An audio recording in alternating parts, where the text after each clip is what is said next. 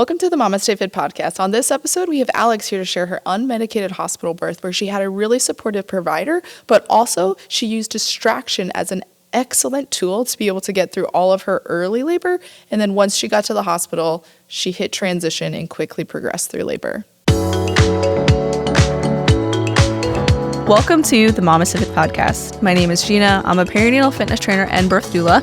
And I'm Roxanne, a certified nurse midwife. And this is the MamasteFit Podcast, where we empower you on your pregnancy, birth, and postpartum journey. Our podcast shares how to move throughout your pregnancy to stay strong and comfortable because pain is not a requirement of pregnancy. Understand the science of birth and approach recovery after birth. We share our personal experience navigating motherhood and our professional expertise as birth workers and fitness professionals. Our goal is to help you feel confident as you navigate the perinatal timeframe for an empowering pregnancy, positive birth, and postpartum recovery. We are glad to have you with us on this journey and that you have chosen us to support you.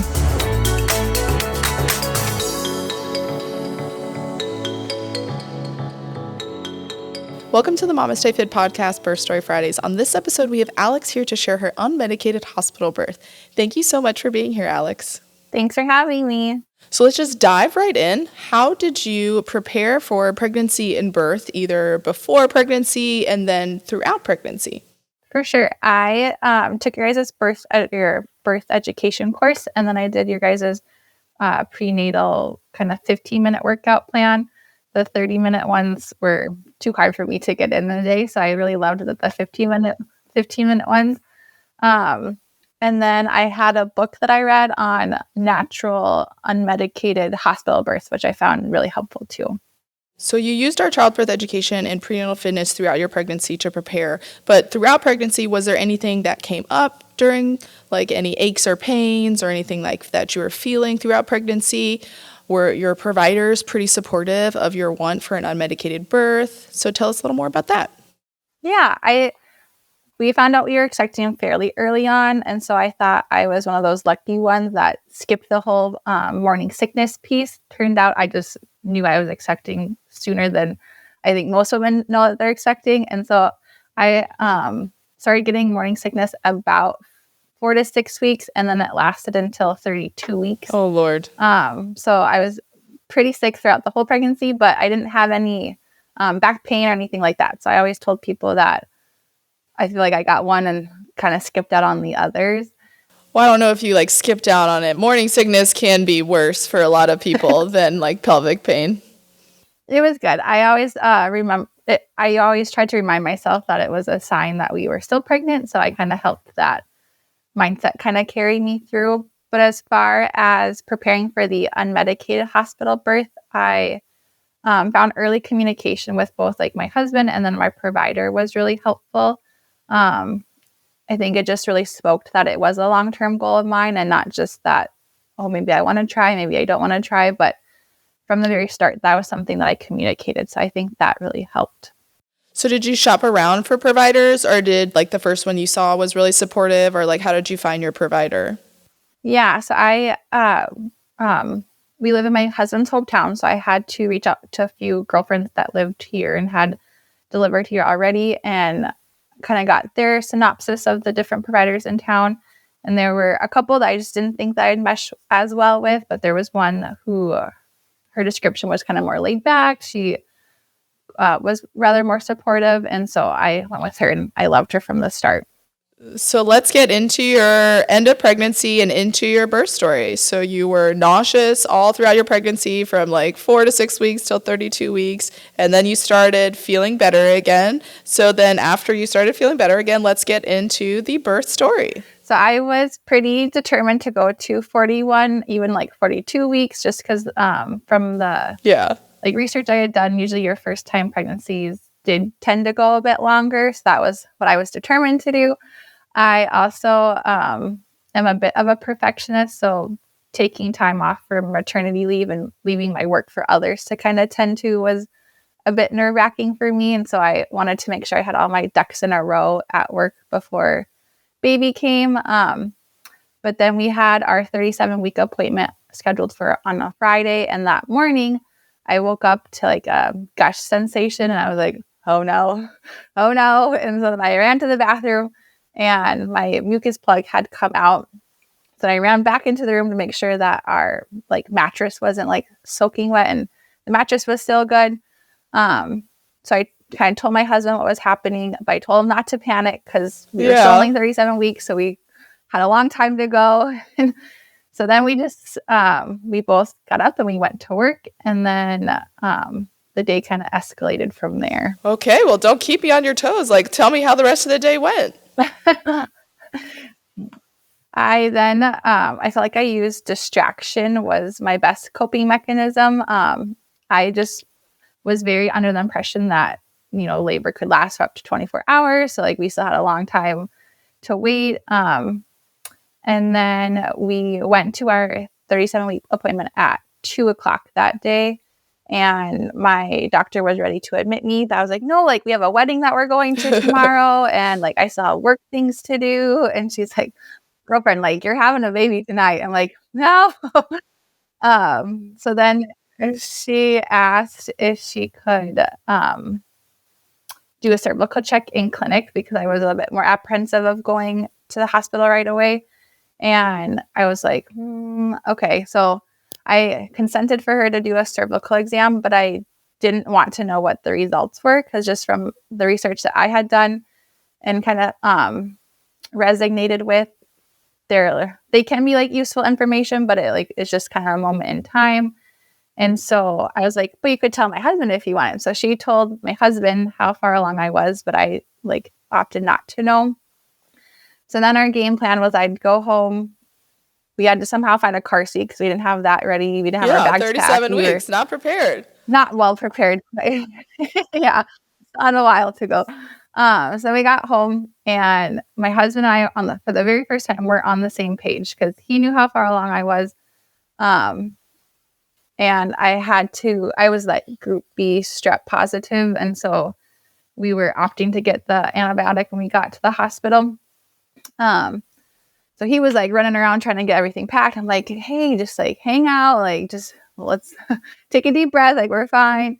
So once we got on the same page of that, I felt he was a little bit better. And then on our way to the hospital, I asked if we could stop at the eye doctor to get my contacts. And he respectfully said, no, that we're just going to go to the hospital. So then I had to just wear my glasses all day. And then we got to the hospital. And at that point, I felt like, I don't know, I feel like I went from like after early labor straight into transition. And I think a large part of that was just I had been distracted all day long. So whether or not like I was having denial. Yeah. Whether or not I was like having contractions throughout the day, they seemed manageable just because I was focusing on other things. But as soon as we got to the hospital, I quickly then hit transition. We couldn't find the baby's heartbeat right away, but I think it's just because she was so low into the birth canal at that point. And so then the nurse there wanted to do a cervical check just because she was a little nervous about baby's heart rate. But I was a little bit more reluctant just because my doctor had just done one. And again, at least again, from my understanding, they are a little bit subjective. So I was like, I didn't want her to have told like exactly different measurement and then like I either be the same or further along. So I denied that cervical check. And then they let me kind of just labor in the bathroom. I had my husband and then my doula with me. And their only stipulation was that when I started to have an urge to push, that I needed to come back to the bed. So I was like, okay. Mm-hmm. And through like the birth education course I did with you all, I felt pretty confident knowing like the different phases of labor. But then when I was like laboring on the toilet, I'm like, I've never pushed out a baby before. Like, I don't know if it'd be 2 pushes, if it'll be like an hour pushing. But then I had the urge to start pushing. So I started pushing on the toilet because I was like, I'm just like in my groove and like, I don't want to really like interrupt this. And my doula recognized that I was pushing. I don't think my husband really knew what was going on, but so I pushed on the toilet for, time was kind of wonky, but maybe 5-10 minutes. And then I realized that I didn't want to give birth on the toilet. So then I agreed to come back to the bed. And then at that point, my provider got there and she showed up in just like her regular day clothes, which was such a like sense of calm for me. Cause like she didn't walk in like this like get up of like scrubs and like her hazmat suit kind of thing. Yeah. So the fact that she just showed up in her jeans and sweater, I'm like, okay, like this can't get that messy, I guess. She eventually did put on like her scrubs and whatnot, but it helped me, I think, stay calm. And then we had talked about the options of like delivering on all fours and sideline. So just in my birth prep, I felt that's what I would be most comfortable in. So I transitioned between those two. I would kind of push on all fours, and then when I needed to rest, I would then transition to sideline. But then I ended up delivering on all fours. And the best part, though, is because I had my glasses on. At some point in time, they took my glasses off because they were getting all wonky.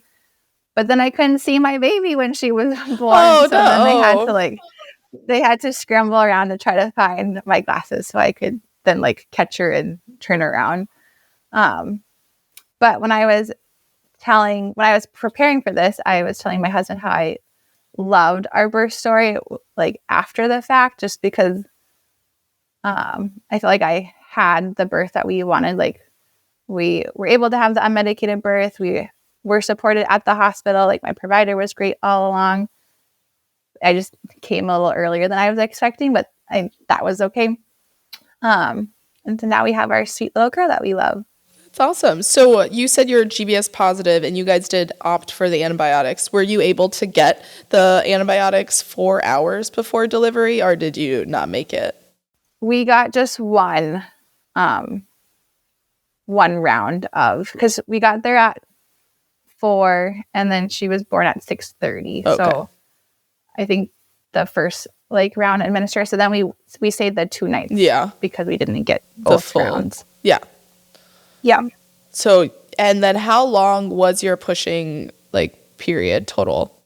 My guess is like 45 minutes, but okay. I don't think anyone like had great time stamps on it. And that was one thing like my husband and I don't know what we talked about, but I think like long labors can seem really daunting, but at least for me, like I felt like my body was able to just naturally like dilate and stretch. And so then that helped with like the birthing process versus it being like so rapid fire. So I wasn't against pushing for that long. No, yeah, 45 minutes is about average, I find, for a lot of like first time birthers. Like that's how long I pushed for my first 45 minutes, and I think I agree with you. I think it's a good amount of time to like allow the body to stretch. I don't think anyone would say no to like a 10-second push phase because it is a lot, but I do think that it is beneficial to like slowly push the baby out to allow your body to stretch around it. So that's awesome. So you had a pretty like smooth, I guess, for lack of a better word, delivery. Like it was exactly what you were wanting. How was your postpartum experience? I felt like I was on an endorphin high for the longest time. I think I'm now just slowly coming out of that endorphin high 6 months later, and which I will say is something I wouldn't have expected because like my maternity leave and early postpartum was so magical that I feel almost like now I'm starting to feel some of those like postpartum depression, anxiety things just because the newness and everything is gone. Yeah. But she was like immediately born. I was like, I think I could do that again. And my husband's like, let's just wait a little bit. That's literally Gina. Yeah. And so I will say during the pushing part though, from your guys's birth course, that like I definitely could like talk myself through it, and like I felt the ring of fire, but like it just felt like that stretching sensation. And like my provider offered for me to like reach down and like feel her crowning, but in hindsight, I wish I would have. Like in the moment, I'm like, no, like I'm in my groove, like I don't want to like move. Yeah. But the part I was super surprised by was when she like delivered the shoulders and like the rest of the body, how like sensational that was. I guess from all like the birth videos I watched prior, that part seemed so fast and like babies just kind of like fly out. So I didn't really think that would have had, but I can just remember like her whole body coming out. Like, whoa, that was. Some people will report they feel like they're feeling their legs like wiggle out of their body because they're like kicking. Yeah. And I was like, yeah. But yeah, you're right. Like most people don't. They're like the head came out and then the body just wiggled out. They don't really talk about like how that feels as like the rest of the body comes out. So that's like a really great like report. I love that. So you're 6 months postpartum. Your birth was the birth of your dreams, minus not being prepared at 37 weeks. You're one of the 25% of people that have their baby before 39 weeks. You were GBS positive, so you did have to get some antibiotics, but then you still had to stay at the hospital for 2 days because you weren't what we would consider adequately treated. So you didn't get it wasn't 4 hours from that first dose. But like your postpartum experience for the first 6 months was great because you were just living life up here in the clouds, just living on that dream. That birth high, like seriously, is one of the best experiences. It's so sad when it like runs away. But thank you so much, Alex, for like coming on the podcast and sharing your story with us. And I'm so glad that we were able to support you throughout your pregnancy and birth. And maybe we'll support you in future runs. Before we go, before we go, what is like one piece of advice that you would give somebody who may be preparing for an unmedicated hospital birth, or like preparing for their first one and maybe is unexpectedly in labor at 37 weeks as well? What is one piece of advice that you would give to them? I would say, I think just having the confidence that you can do it, which I know it can be maybe like a wishy-washy answer. But you can do it. And I think just having that confidence and whether you have the support or not, knowing that, I mean, I think all moms are superwomen. And so just knowing that you have that superpower to do it. Yeah, no, that's a great one. No one has said that, but it really does.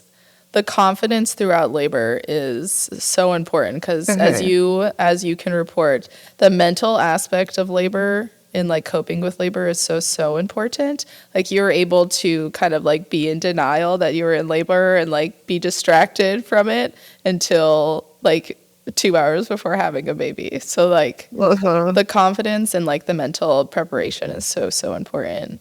But thank you again, Alex, for coming on the podcast and sharing your amazing story with us. And thank you for letting us support you. Thanks for having me. Thank you. My name is Danielle, and I'm grateful for the MamasteFit postnatal programming because it helped me heal my body and mind after both of my pregnancies. I was able to come back stronger than ever before, and I really love how they build up from the basic building blocks all the way up to personal records.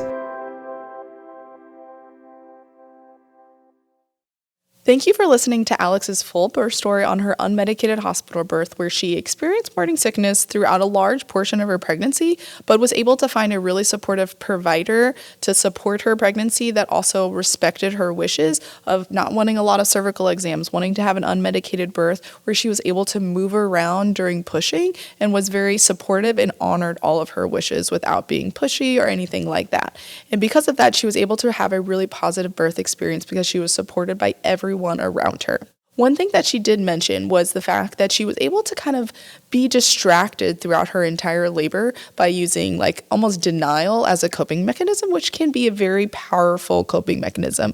There are some studies that support using central nervous system kind of distraction techniques, denial, meditation, kind of things that like affect our brain, our central nervous system, is a really powerful way to cope with labor, to stay in that coping side of labor instead of going over to the struggle side. So using these different techniques throughout pregnancy, and she even shared that with her meditations during her labor, she was able to recall certain portions of her labor of like letting your baby like move down within your pelvis and stay relaxed throughout the entire portion. And she really attributes the fact that she did all of those preparation techniques for having the type of birth that she had, to have the confidence in her body and be able to release and let go and surrender to the process.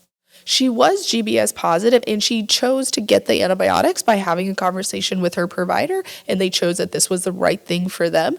With GBS positive, that if you are not what we would consider adequately treated or treated at all, they do like to monitor the babies for about 48 hours in the hospital, or if you are delivering outside of the hospital, they will just give you things to look for in baby for that first 24 to 48 hours for something called GBS infection of the baby. Babies' immune systems are not as mature as us, so if they're going to develop an infection, it's going to be more of a systemic response rather than a localized response like we would. So if we get a stomach bug, our immune system will respond to the stomach and we'll just feel mostly GI symptoms. Whereas a baby, if they get some sort of infection, it's not going to be localized to that spot. It's going to be a full body response. So with GBS, if we have it, we don't really usually have any sort of response to it. But for a baby, any sort of infection can cause a full body response where they have really high fevers and could have some long-term complications. So this is why if someone is GBS positive and does not get the antibiotics, this is what we would monitor for, any signs or symptoms of that GBS infection of those babies, so we can respond to it and get that baby the treatment as soon as we possibly can.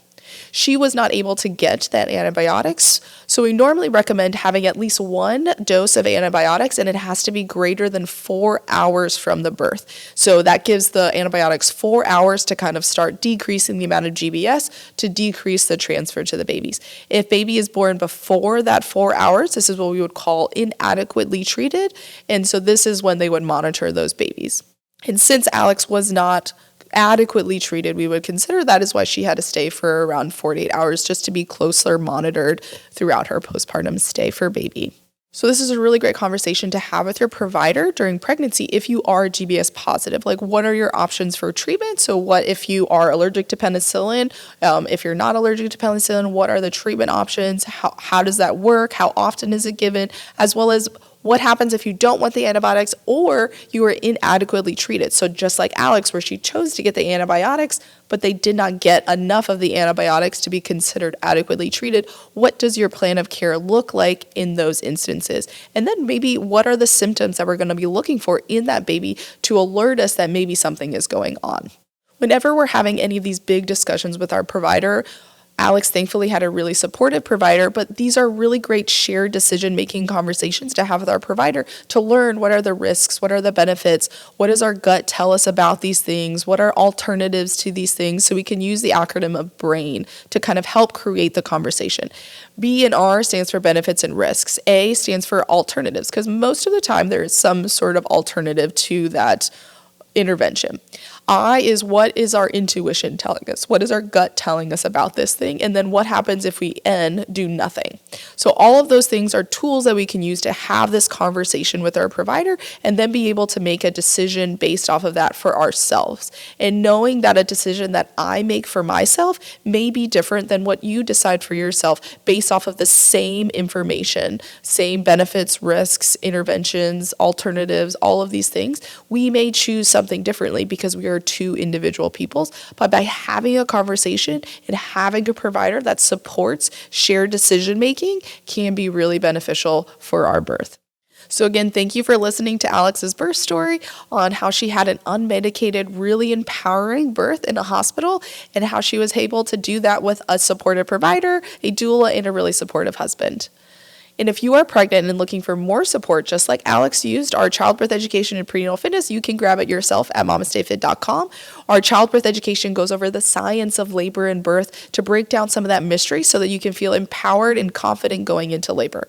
And then our prenatal fitness can help you be strong throughout your pregnancy to prepare for having a pain-free pregnancy, but also prepare for birth. And you can bundle those two together to save an additional 15% off. And then, as a thank you for listening to this entire episode, you can use code STORY10 to get 10% off as our thank you. If you enjoyed this episode, please like and subscribe to our podcast so you can be notified whenever we release new episodes. Write a review, share it with your families and friends. We release new educational episodes on Wednesdays and new birth stories every other Fridays. Thank you again.